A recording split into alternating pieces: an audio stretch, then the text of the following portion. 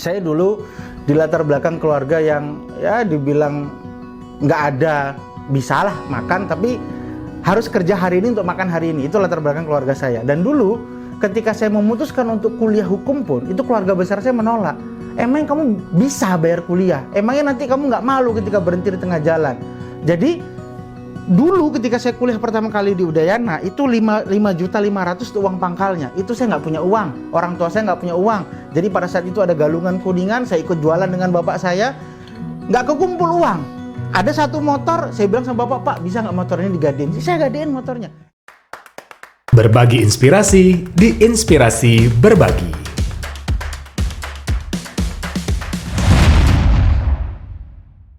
Assalamualaikum warahmatullahi wabarakatuh. Halo Sobat Inspirasi, ketemu lagi kita di Inspirasi Berbagi. Sobat Inspirasi, bicara hukum mungkin menjadi hal yang menakutkan bagi sebagian orang. Apalagi bicara tentang hukum-hukum yang ada di Indonesia. Tapi tentunya banyak orang yang belum teredukasi. Bagaimana kita biar tahu bahwa hukum di Indonesia itu sebenarnya adalah hukum yang benar-benar sangat perlu kita pelajari. Dan perlu kita tahu seberapa penting kita mengetahui tentang hukum.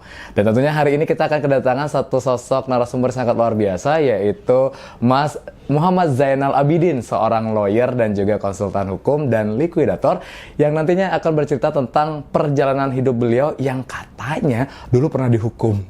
Seperti apa? Kita akan cari tahu selengkapnya hanya di Inspirasi Berbagi. Selamat menyaksikan. Assalamualaikum warahmatullahi wabarakatuh. Halo Sobat Inspirasi, perkenalkan, nama saya Muhammad Zainal Abidin. Saya sering dipanggil dengan Zainal.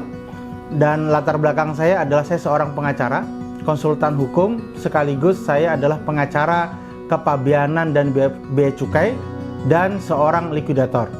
Jadi latar belakang saya dulu sebelumnya adalah SMK, jurusannya akuntansi, dan saya adalah santri dari pondok pesantren. Dulu cerita uniknya begini, saya waktu kelas 2 SMA atau kelas 2 SMK, saya itu pernah, kalau di pesantren itu ada kayak semacam penjara gitu, sel gitu. Saya pernah di sel di pesantren dengan tuduhan palsu. Saya dianggap bahwa memalak anak SMP, tapi ternyata tidak terbukti. Di situ saya mulai tergerak hati saya bahwa orang itu butuh adanya pembelaan, butuh adanya equality before the law bagi setiap orang. Karena terkadang ketika di dunia pesantren pada saat itu, orang sudah ketika dituduh bersalah dianggap langsung bersalah. Sedangkan momentum untuk dia melakukan pembelaan itu kan harusnya ada. Jadi itu yang melatar belakangi saya untuk lebih tertarik ke dunia hukum. Sehingga saya memilih keluar dari pesantren dan lulus SMK, saya mengambil kuliah jurusan hukum di Universitas Udayana. Karena profesi saya adalah pengacara, saya ingin kasih tahu latar belakang kenapa profesi pengacara itu lahir. Profesi pengacara itu lahir itu adalah dimulai dari kalangan anak muda. Pada zaman Romawi, pada saat itu orang kaya atau anak keturunan-keturunan bangsawan itu mendapatkan perlakuan hukum yang berbeda dengan orang-orang yang rakyat jelata. Jadi banyak putra-putra bangsawan, pemuda-pemuda bangsawan, dia mendeklar dirinya sebagai preatur. Preatur itu artinya pembela. Jadi dia melakukan pembelaan agar semua orang itu memiliki kedudukan hukum yang sama. Baik dia rakyat jelata, baik dia orang miskin, baik dia anak muda, ataupun orang tua, memiliki kualitas yang sama. Disitulah lahirnya equality before the law. Dan itu dimulai oleh siapa? Dimulai oleh pemuda-pemuda bangsawan di zaman Romawi. Jadi clear, hukum itu lahir, bahkan profesi pengacara lahirnya itu dari semangat anak muda. Karena apa? Agar semua orang bisa mendapatkan akses hukum yang sama. Bukan hanya orang kaya, bukan hanya orang berkuasa, tapi siapapun melalui pengacara sebagai perwakilan dan ujung lidahnya untuk menyampaikan dan mencari keadilan. Tantangan terbesar seorang pengacara itu adalah di awal karirnya dia, ketika dia lulus sarjana hukum sampai dengan pengacara, itu adalah fase-fase termiskinnya seorang calon pengacara. Karena apa? Statusnya dia setelah dia lulus kuliah, itu dia statusnya magang. Karena apa? Untuk bisa menjadi seorang pengacara, berdasarkan undang-undang advokat, minimal umurnya adalah 25 tahun. Sedangkan ketika kita lulus kuliah umur 22 tahun, jadi ada margin umur kita 2-3 tahun itu yang pendapatannya tidak pasti. Tapi Tapi itu menjadi momentum kita untuk menggali pengalaman, menggali kualitas diri kita, meningkatkan kualitas diri kita untuk kita agar lebih cakap menjadi seorang pengacara. Jadi ketika waktunya sudah tepat, ketika kita umur 25 tahun dan kita siap menjadi pengacara, kita sudah menjadi pengacara yang cukup handal dan bisa diandalkan oleh klien-klien kita. Dan ketika kita konsisten, kemampuan kita miliki, pengetahuan kita punya, keberanian kita ada, insya Allah rezeki datang dari Allah dan kita bisa buktikan bahwa pengacara pun bisa mendapatkan kelayakan dalam kehidupannya. Jadi begini, memang identik di masyarakat mengatakan bahwa pengacara itu identik dengan kliennya. Kalau kliennya pembunuh, pengacara dianggap kamu membela pembunuh. Pencuri dianggap membela pencuri. Koruptor dianggap membela koruptor sebagainya. Di dalam undang-undang advokat jelas, pengacara boleh menolak perkara atau menolak klien hanya dengan satu alasan, ketika itu bertentangan dengan hati nurani.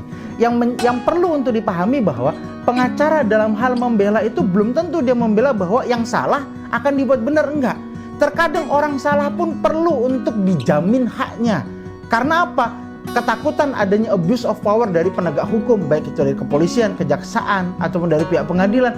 Kita memastikan bahwa kalau memang dia bersalah, dia dikenakan atau menerima hukuman yang sebanding dan sesuai dengan aturan yang ada.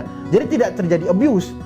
Atau dulu zaman ada istilah akusator, inkusator, bahwa ketika dulu orang ditangkap polisi, dipukul, digebuk, disiksa dan sebagainya, lah adanya pengacara untuk memastikan bahwa orang-orang yang terdampak dengan hukum tersebut tetap terjaga harkat martabatnya tanpa adanya pelanggaran hak asasi. Nah, tapi kalau secara pribadi saya cukup selektif memilih perkara. Dulu pernah ada perkara seperti ini. Ada seorang ayah tiri memperkosa anak tirinya. Dia minta untuk kami mendampingi dia menjadi pengacara. Saya bilang saya nggak mau. Kalaupun kamu bayar 1 miliar pun saya nggak mau. Karena secara hati nurani perilakumu bejat dan saya tidak ingin membelamu. Nah, itu jadi batasan-batasan itu jelas. Pengacara boleh menolak sepanjang bertentangan dengan hati nurani, bukan dalam kapasitas apakah dia benar atau salah. Tapi kalau pengacara yang bertindak bahwa yang benar disalahkan atau yang salah dibenarkan, itu tidak tepat. Tapi setiap sikap dan perbuatan pembelaan dilakukan oleh pengacara itu sesuai dengan analisisnya. Banyak netizen atau masyarakat bilang ini salah, tapi belum tentu bersalah. Contoh kasusnya, ketika ingat kasus kopi sianida, kami sebagai pengacara ketika kita berbicara masalah hukum normatif, kami pun tidak yakin apakah Jessica itu salah atau tidak. Karena pembuktian secara materialnya belum terbuka. Karena apa? Hukum itu, apalagi ketika terkait kasus pembunuhan, hukum itu harus seterang matahari. Jadi ketika masih ada mendung-mendungnya, hakim harus berpihak kepada terdakwa. Seperti itu.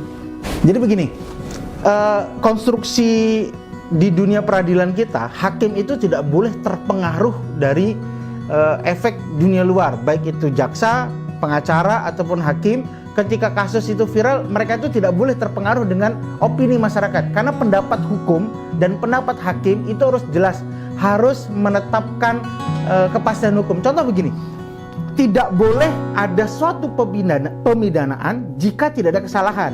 Bahasa Belandanya adalah genstraf zonder schuld. Jadi ketika hakim ingin memutus seseorang itu bersalah, harus dilihat mensreanya. Tapi kalau hakim mulai terpengaruh dengan gejolak sosial atau netizen dan sebagainya, itu berbahaya. Karena yang harus dinilai oleh hakim adalah yang ada di depan matanya di ruang persidangan, bukan di dunia maya atau di luar ruang persidangan. Tapi apakah efek dari viral netizen, masyarakat sebagai dapat mempengaruhi hakim? Hemat saya ada beberapa kasus yang hakim cukup terpengaruh di situ, dan itu berbahaya karena hakim itu adalah corong dari undang-undang. Sebagaimana Montesquieu bilang, itu corong sebagai undang-undang, dan dia harus yang paling jeli dan paling jernih melihat undang-undang, dan dia harus menilai dari apa yang telah disajikan di pengadilan, baik dari sisi jaksa ataupun dari sisi pengacara. Itulah yang harus dinilai apakah dia bersalah atau dia tidak bersalah. Di dalam undang-undang advokat, seorang advokat itu dilarang untuk iklan, dilarang untuk melakukan sponsor atas jasanya dia, nggak bisa. Jadi bagaimana caranya seorang lawyer itu bisa melakukan personal branding? Yang pertama adalah secara pribadi dia harus menunjukkan kalau dia itu punya kecakapan hukum. Itu yang pertama. Yang kedua, dia harus memiliki komunitas yang banyak. Karena apa? Semakin banyak orang mengenal kita, potensi orang itu akan menggunakan jasa kita akan semakin besar.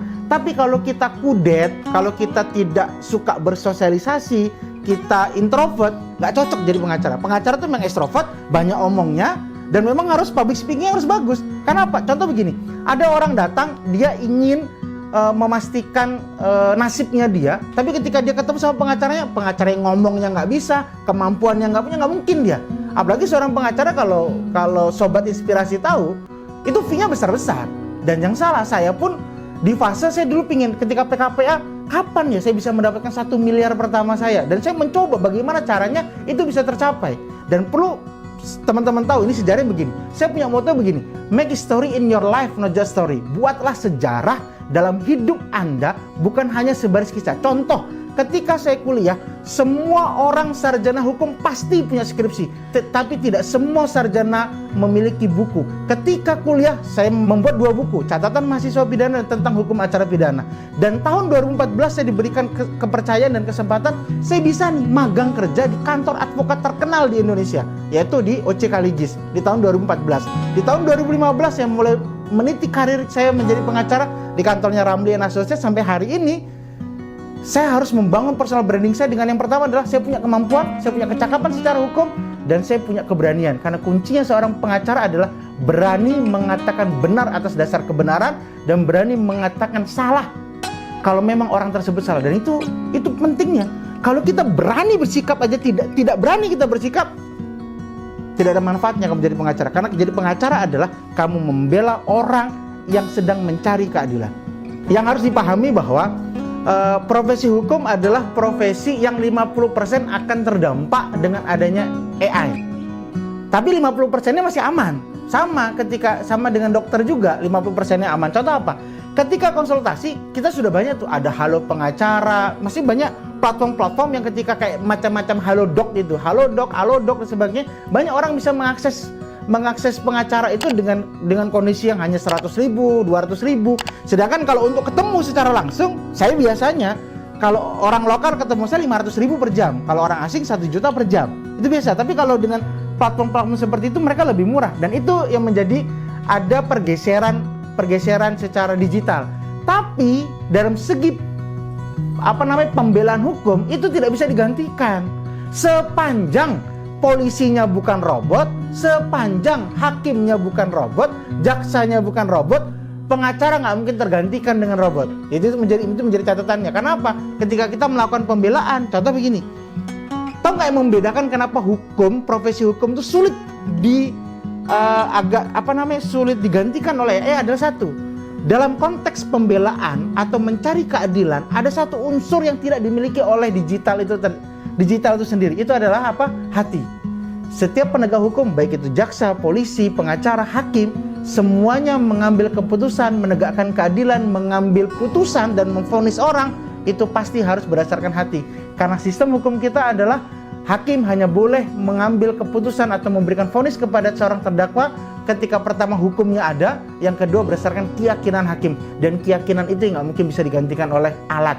Karena keyakinan itu adalah ciptaan Tuhan, ciptaan Allah yang paling mahal yang tidak bisa diduplikat. Saya dulu di latar belakang keluarga yang ya dibilang nggak ada, bisalah makan, tapi harus kerja hari ini untuk makan hari ini. Itu latar belakang keluarga saya. Dan dulu ketika saya memutuskan untuk kuliah hukum pun, itu keluarga besar saya menolak. Emang kamu bisa bayar kuliah? Emangnya nanti kamu nggak malu ketika berhenti di tengah jalan? Jadi dulu ketika saya kuliah pertama kali di Udayana, itu 5.500.000 itu uang pangkalnya. Itu saya nggak punya uang, orang tua saya nggak punya uang. Jadi pada saat itu ada galungan kuningan, saya ikut jualan dengan bapak saya, nggak kekumpul uang. Ada satu motor, saya bilang sama bapak, Pak bisa nggak motor ini digadein? Saya gadein motornya. Ini saya akan sampaikan seberapa kudetnya saya dulu. Saya dulu dari sekolah di Jawa, datang harus ke Bali, tinggal di Gianyar, harus PP ke Bukit yang cukup jauh. Saya akhirnya punya uang 5.500.000 itu di hari terakhir pendaftaran ulang SBM senam PTN tulis pada saat itu. Dan saya nggak tahu kalau ternyata harus membayar uang kuliah itu transfer. Saya datang bawa kresek hitam sendirian dari Gianyar, nggak pakai jaket, ke Bukit. Bu, saya mau daftar. Tahu nggak apa yang respon direktorat? Ketawa. Bu, jangan ketawa. Saya nggak tahu, Bu. Ibunya bilang, Itu bank tutup jam 3, terus setengah 3 saya sampai. Itu saya udah panik. Bu, saya nggak tahu banknya ada di mana, Bu. Cari di sana banknya. Saya terjun turun ke bawah ke bukit, saya cari bank Mandiri sana, saya bayar. Segitu tidak tahunya saya, segitu nekatnya saya untuk saya bagaimana di keluarga saya bisa berubah. Karena saya sarjana pertama di keluarga saya. Benar-benar nggak punya. Dan bayangkan dulu ketika tahun 2011, bekal saya itu hanya 30.000. Dan saya nggak pulang dalam seminggu. Kira-kira makan apa saya 30.000? Tapi Allah menolong saya 30.000 uang saya bisa makan KFC, saya bisa makan McD, saya bisa makan nasi dan sebagainya. Dan apa? Saya dulu kuliah hanya benar-benar modal pakaian dalam. Celana saya dipinjemin teman saya, baju saya dipinjemin teman saya.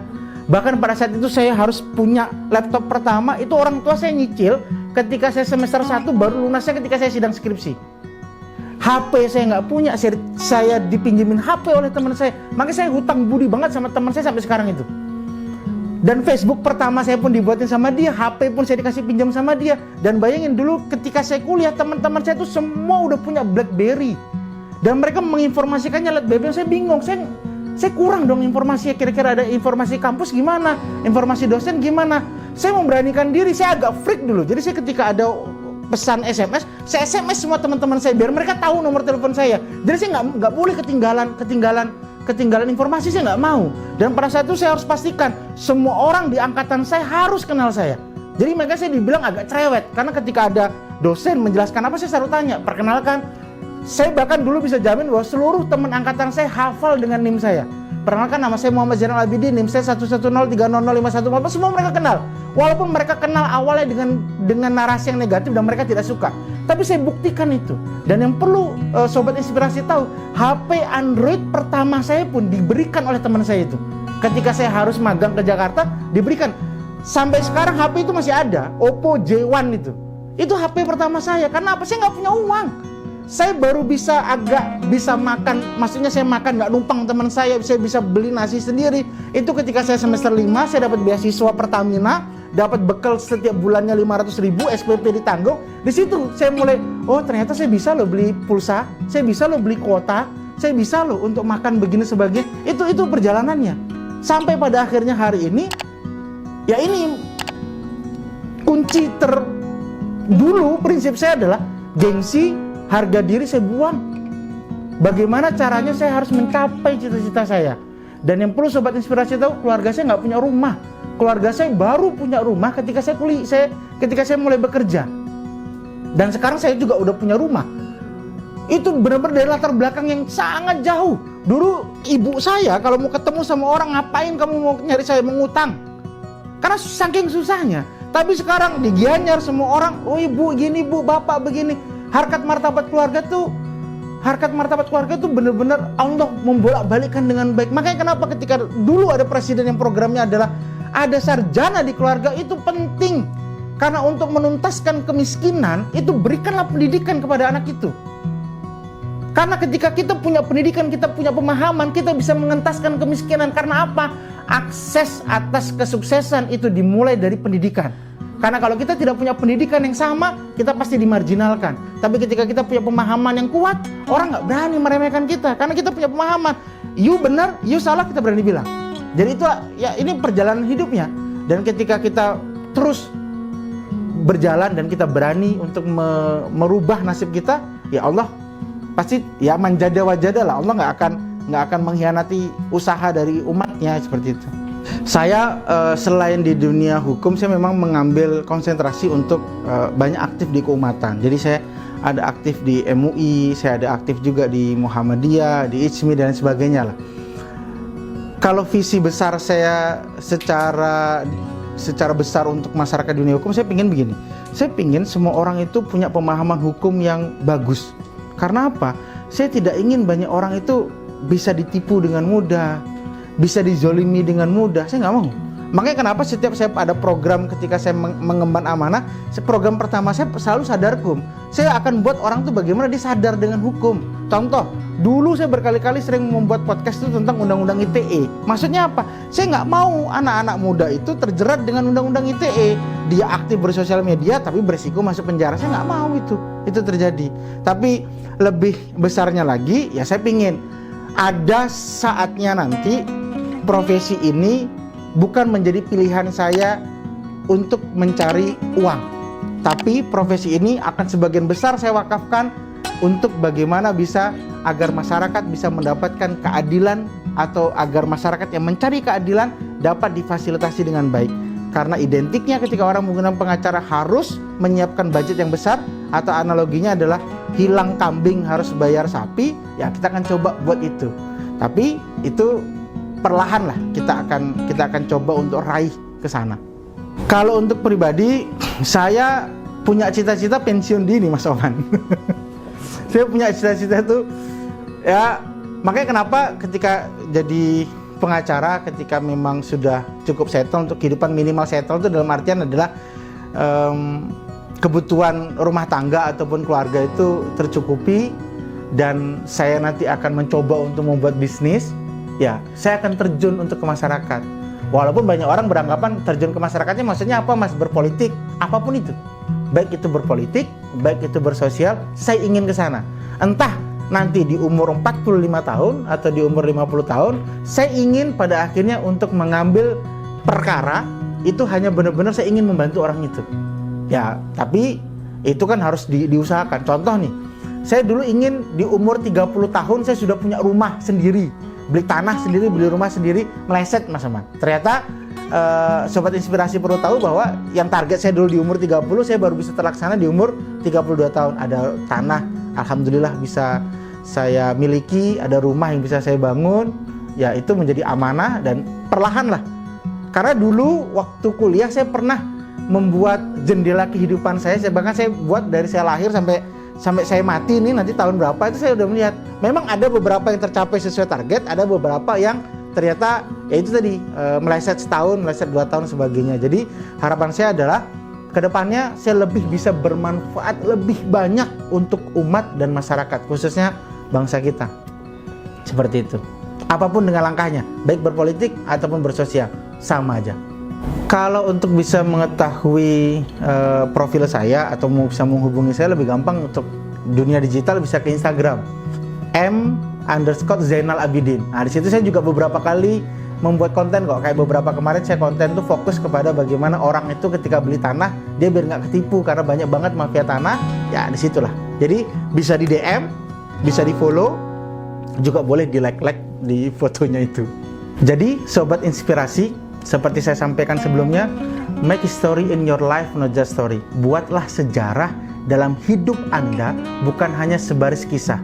Dan yang terpenting, khairun nas anfa'uhum linnas. Sebaik-baiknya manusia adalah manusia yang bermanfaat bagi orang lain. Jadi selagi Allah masih menitipkan raga ini ke dalam diri kita, kita harus berbuat yang terbaik dalam kehidupan ini semata-mata untuk meraih ridhonya Allah. Sekian dari saya, Muhammad Zainal Abidin. Assalamualaikum warahmatullahi wabarakatuh. Sobat Inspirasi, dari seorang Mas Zainal kita bisa belajar banyak ya, bahwa ternyata tidak ada yang tidak mungkin. Bahkan seorang Mas Zainal pun tadi menceritakan bahwa dari tidak punya uang sampai akhirnya bisa punya rumah. Wow, kok bisa gitu? Dari dihukum akhirnya bisa jadi penegak hukum. Ini luar biasa sekali. Karena apa yang kita bisa pelajari adalah asal kita mau belajar, kita menjadi yang lebih baik, kita akan menjadi apa yang kita impikan. Percayalah bahwa Allah selalu melihat niat baik dari umatnya. Dan tentunya Sobat Inspirasi, silakan untuk mengambil sebanyak-banyaknya poin yang dijelaskan dan disampaikan oleh narasumber kita, yaitu Mas Muhammad Zainal Abidin, seorang pengacara dan juga seorang konsultan hukum. Dan tentunya jangan lupa untuk subscribe, like, share, komen dari channel kesayangan kita, Inspirasi Berbagi. Ketemu lagi kita di episode berikutnya. Saya Oman Riyadi undur pamit. Wassalamualaikum warahmatullahi wabarakatuh. Sampai jumpa. Berbagi inspirasi di Inspirasi Berbagi.